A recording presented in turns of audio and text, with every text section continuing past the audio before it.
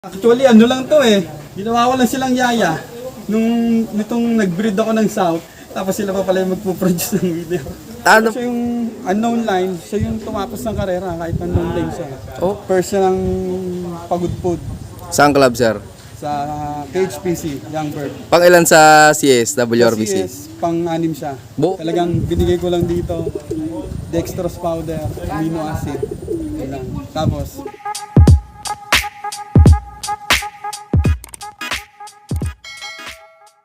Yan na, magandang araw sa inyo mga kaibon. Nagbabalik ang Juan Arturo Vlogs, and for today's video, nandito naman tayo ngayon sa Barangay Gulod, Cabuyao, Laguna, at may isang malupit na pigeon fancier na naman tayong nabisita. Kung gusto niyang makilala at makita, tara, samahan niyo ako. Let's go! magandang araw sa inyo lahat mga kalapatid, sa mga pala si Gilbert Librero na pigeon fancier ng Cabuyao, Laguna. Yun, sir, pwede mo po ba kami may pasyal sa loob mo? Yun, tara, let's go! Welcome kayo sa loob, activity lang. Ipasyal ko muna kayo sa kanyang simpleng loop. Oh, ayos oh. Ito boss, sariling design mo na? Oo, kami lang gumawa nung kasama ko sa hanap buhay yan, si Marilon. Bali may kasama ka dito na tutok, boss. Hindi, ako lang tutok talaga. Pagka may mga pagawain ako sa loob, yun, tinatawag ko lagi si Marilon. Baga solid mong tropa, boss. Oo, siya. Mahilig din sa kalapati. Siya talaga, bata pa lang siya, nagkakalapati na siya. Sa kanya nga galing yung magulang ni champion ko eh. Bali ikaw pala, Sir Gilbert, paano po nahilig sa pagkakalapati? Bata pa lang ako, nagkakalapati na ako eh, elementary. Pero hindi ako nagkakarera, alaga lang, paronda-paronda. Ganun lang alaga ko na. Tapos ngayong 2021, nakaisip ulit mag-alaga. Yan, hanggang ngayon, hanggang Tuloy-tuloy na. 2023, unang North ko, nakaswerte naman ako pagpa-champion tayo. Bali ngayong nakaraang North Racer, first time mo magkarera ng North? Oh, first time ko magkarera ng North ngayon. Nag-champion naman tayo sa awa ng Diyos. Ayun, tingnan niyo mga kaibon, first time maglaro sa North Derby Race, nakapanalo. Ano po mga nahakot ng ibon niyo, boss? Sa HPC, first overall sa Young Bird. Tago siya ng CSWRPC, 4th overall, Old Bird. First ng 3 laps, 6 overall ng 2 laps. Tapos yung pagudpod, first siya ng 1,000, 500, 300. Tsaka knockout. Pero nandyan ba ibon, sir? Ayun, sir, pwede pong makita namin. Yan, para makilatis din ng iba. Ito, mga kaibon, magugulat kayo. Balita ko, itong ibon na to, pangit lang nung katawan, tapos yung buntot, tagilid pa. Ito, makikita natin kung totoo. Lugon na siya ngayon eh. Si Maximus, pinangalanan ko siya Maximus. Binigyan mo na ng bansag, boss, ano? Ito, mga kaibon, oh. Lugon na eh. Ano pong bloodline nan, sir? Actually, kasi first time ko lang magkarera, yung mga bloodline ko, may dumulo naman, isa, pero siya yung unknown line, siya yung tumapos ng karera, kahit unknown line siya. Unknown line lang magulang, sir? Oo, unknown line siya, both. Kasi nga, yung magulang nito, galing doon sa kasama namin sa hanap buhay dito. Hiniram ko lang sa kanya, yung father nito. Tapos yung mother naman nito, nabili ko lang online. Kasi nga, bago lang ako gusto ko lang, may palipad eh. Binili ko lang talaga doon sa online, yung young bird niya. Yung pagbili ko ng young bird niya na yon, first time ko sumali, off color. Nanalo agad, Lucena, nanalo agad ng pooling. Yung magulang nan? Yung magulang, yung anak nun, yung young bird nun, ibang young bird yun. Tapos sabi ko, bumalik ako, bilhin ko na rin yung mga magulang niyan. Ayos. Sabi niya naman sa akin, sir, wala na yung magulang niya, nabenta ko na. Kung gusto mo, meron pa ako ditong ibon. Ito na lang kuhanin mo, sir. Ayun, ako yung ibon na yun. Baka gusto mong pasalamatan o i-shoutout? Nakalimutan ko na ang pangalan naman, kasi online ko lang eh. Pero salamat, yung Taga Laguna, hindi? Laguna rin. Sa Ayun, shoutout po kung sino ka man. Ito yung ibon, no? Anak na pala to. Yan. Bali, kamusta yan, sir, nung kinakarera mo? Ito, nung kinakarera ko, bago mag first lap ng derby, last lap ng fan race na rin namin. Contender siya, at nag first overall siya ng fan race. Ayos to, no? Talagang mix. Tapos yung lap winner pa siya ng La Union sa KHPC Young Bird. Nung pan racer? Hindi, sa derby kasi nga sabay yun eh. Okay. Last lap ng fan race, first lap ng derby Nung sa sa KHPC? KHPC. Anong speed, sir? Hindi ako nagkakamali, 1,052. Buo, tinan mo mga kaibon, ang tuli nito. Tiram lang yung magulang, tapos yung inahin ni nabili lang sa online. Tapos second lap, Santa Cruz, 1,000 plus pa rin ang speed niya. Santa Oo, Cruz, ayos. Ilocos Sur.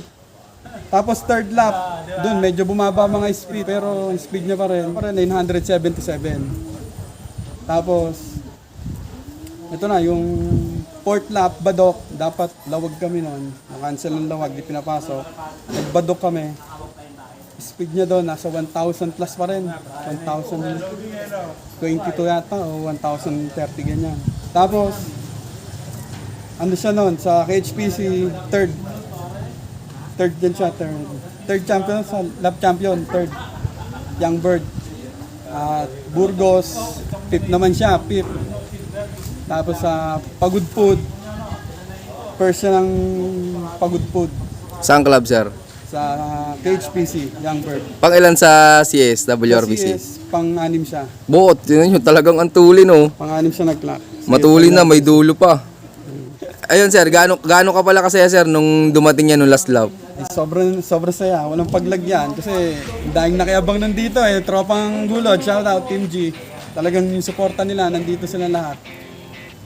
Nasaksihan nila yung pagdating nito talaga, rumoronda pa talaga siya, parang hindi siya napapagod. Yun yung pagandahan sa ibon na to, pag umuwi siya, talagang hindi siya pagod, parang lang rumonda.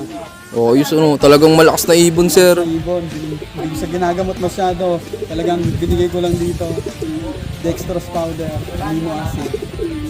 Tapos, yun nga, mga pang-cleansing natin, bawang, oregano, mga ganun lang, simple lang.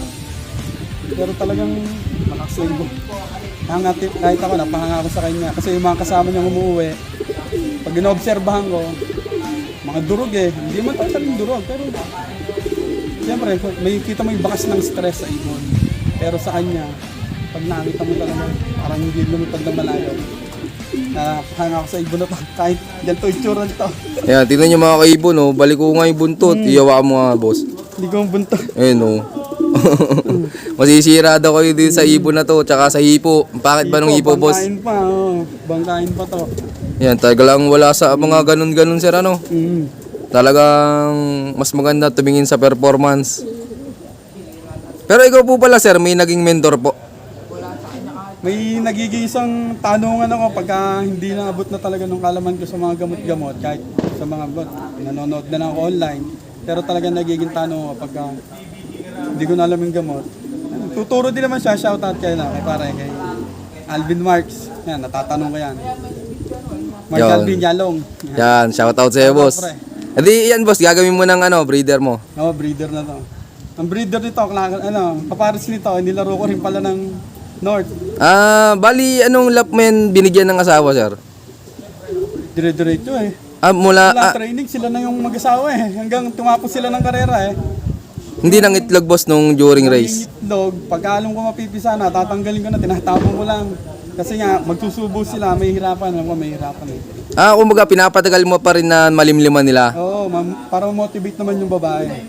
Tapos pag alam mo nang mapipisa, tsaka mo lang tinatanggal, boss. Tanggalin ko na. Boys. Pero nung last lap, boss, may itlog din silang mag-asawa. Wala nang itlog. Tapos, sakto nung last lap, naghabol siya sa asawa niya. Habol na habol. Kaya yun, siguro, nakadagdag din sa motivation niya yung paghahabol niya sa asawa niya. Ayos. Kaya pala, boss, talagang tinaya mo sa madami, boss, ano? Oo, nagusa na lahat. Andun na rin, contender na tayo Kaya sabi ko, laban na to, lahat-lahat. pero ikaw po, Sir Gilbert, paano mag-prepare ng mga panlaban mo? Kunyari, malapit na yung derby. Pagka malapit na derby, nag-deworm ako, nagkukurga ako. Tapos, nahayaan ko lang silang, pag magde-derby na, i-open ko na tong love ko. More on natural na, bahala sila kung anong gusto nilang gawin. Para lang sa akin, yung homing nila, talagang mas tumibay. Kasi diyan, naghahakot sila ng pugaran, nag-aayos sila ng mga bahay nila dyan. Tapos yung pwesto nila, nakukuha nila ng maganda. Kaya yun ang pang-motivate ko sa kanila. More on natural. Yun. Hindi ko sila kinukulong sa ganyan. Bahala kayo dyan. Dito ka dapat, doon ka dapat. Ino-open ko siya. Bahala kayo. Naayan nyo lang sila, boss, lumipad dyan. More on natural. Pero ikaw, Sir Gilbert, mahilig mag-meat toss. Pagka, hindi rin eh. Pag nagmi-midtos ako, pagka mapapatiming lang na uuwi kami ng Bulacan noon, nung north, yun lang. Pero sa south, hindi rin, hindi na rin ako nag-force fly. Pero nung unang karera ko ng south, yun, hilig ko mag-force fly hanggang napapagod na siguro ibon. Mga hanggang ilang oras sir na pino-force fly mo? 1.5 hours, isang oras, minimum nila sa akin. Ikot sila na ikot niya. Ayos ah. Eh di, kamusta naman sir yung nakarang south race mo? Nakapagpadulo rin naman ako, unang south ko. Yun nga lang kataw, pero tumapos ng karera, Katbalogan, si Marwan. Nakatawid boss ano? Oo, unang karera ko yun na south. Nakapagpadulo agad. Yun naman, nakukot talaga sa kilalang fansher, yung mga magulang na. Yung ibon na yun. Shoutout kay Sir Chris Marasigan. Sa kanya ko kinuha yung foundation bird ko na yun. Ayun. Pero sir, yung magulang po na nandito pa. Oo, nandito. Ayan, pwedeng masilip boss. Yan. Ito mga kaibon, ipapakita naman sa atin yung magulang. Yung tatay ni Bali, yan pa rin yung pair na yon. Hindi, iba na to. Bakit? Ba't mo binaklas? Gusto ko kasi malaman kung sinong producer sa kanilang dalawa, kung ito bang tatay o yung nanay. Ayun, tama nga naman. Para malaman kung sino yung nagpo-produce. Yan. Bali, yun yung boss ano? Ito. Ang laki oh, Borga oh. Shoutout sa hiniram ko, sa may-ari nito, si Marlon Del Mundo. Buti boss hindi po binawi. Hindi naman, talagang ano siya eh, alaga lang din eh. Natutuwa pa nga yun nung nagpanalo to eh, nung nakapag-produce ng winner eh. Ayun, buti boss hindi mo siya kinalimutan ano. Ay hindi, sobrang maayos na tao yun. Dapat tayo, kung sino man yung nagturo sa atin, pasalamatan natin kahit sino nagpahiram sa atin. Yan, tama si boss. Huwag tayong makakalimot pagkatapos natin pakinabangan. Yan. Saan mo naman ipinaras yan boss? Ito, pinaras ko ngayon. Tested na, hindi pa. Hindi pa rin eh. Pero itong ibon na to, galing sa kilalang pansir dito sa Laguna. Kay Sir Paulo Basbas. Abo, ayos. Abangan natin to. Ayan, pakita ko na lang mukhang may itlog eh. Itlog. Yan, abangan natin tong pair na to.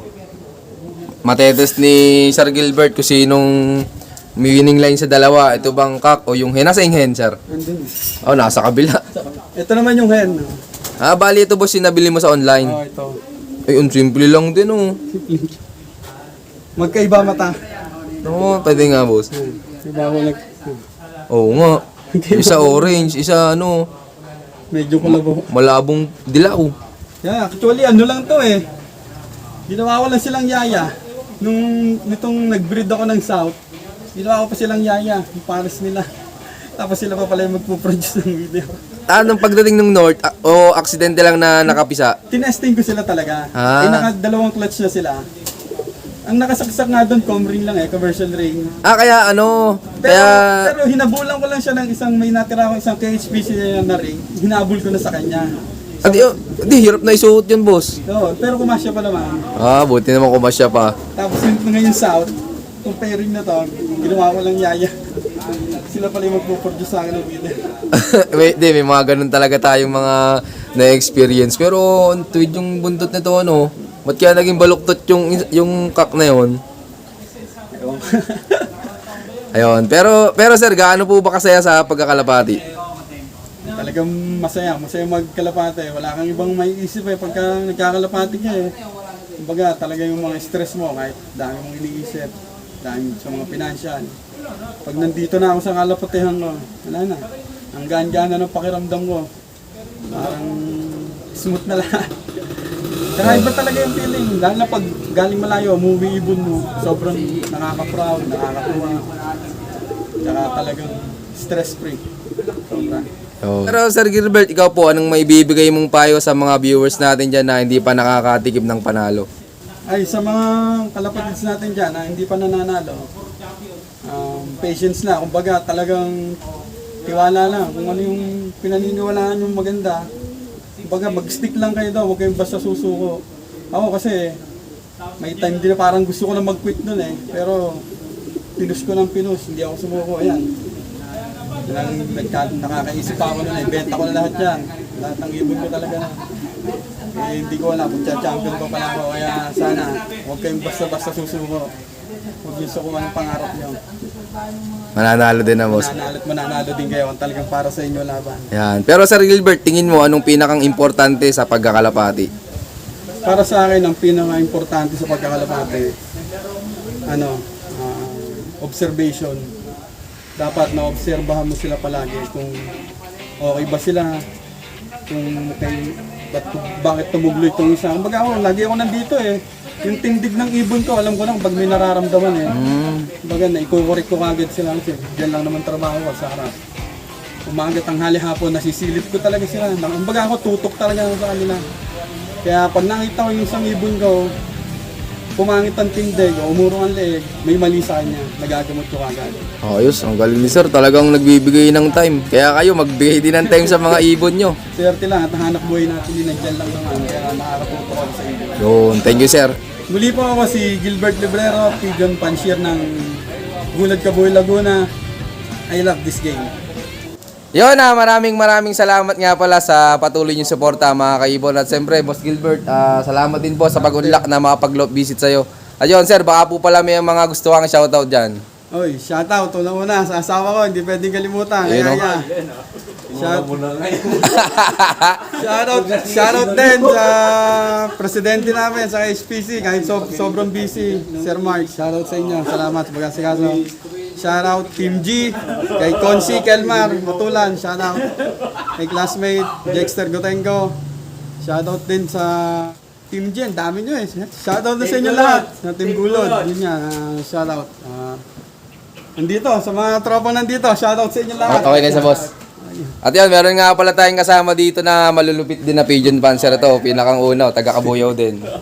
Ito, pinakamalupit. Baka may gustong i-shoutout si Boss Tengsi. Ayun, shoutout sa asawa ko, tsaka sa lahat ng mag-ibon. Good luck sa atin. Talo magpanalo tayo lahat. Ayan. Ito pa si Boy Malasa. Ayun, shoutout pala sa lahat ng bulusok. Tuloy-tuloy na ang bulusok. Huwag magsawa ang bulusok. Saan ba tayo makakarating din tayo? Yun. Ito pa isang malupit na pigeon panzer din sa Kabuyaw. Ayan. Shoutout pala sa Team New Gun. Alam niyo naman kung sino kayo. Tapos, Kalapatid Mix, breeder and flyer, laging available. Chat lang kayo sa akin. Kahit tagasang kayo, makakarating yun. Salamat kay Boss Juan Arturo. Hindi ko para yun. Sa mga gusto sumubok, i-PM nyo lang si Bon Medrana. Ito yung kanyang Facebook. Ayan, PM niya. Ito pa isang malupit din na pigeon panzer dito. Pagtagal-tagal lang panahon, nating mabibisita din. Ito, pakilala ka nga, boss.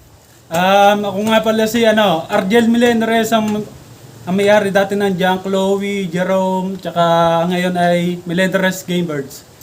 Shoutout nga pala sa lahat ng tropa dyan. Hindi ko na isa-isa marami eh. Basta good luck na lang sa race. Salamat. Yan. Yun shoutout sa inyo lahat at syempre shoutout din sa lahat ng mga patuloy na sumusuporta dyan at abangan nyo pa yung mga susunod kong follow-up visit sa yon. Keep watching and God bless you all. Thank you.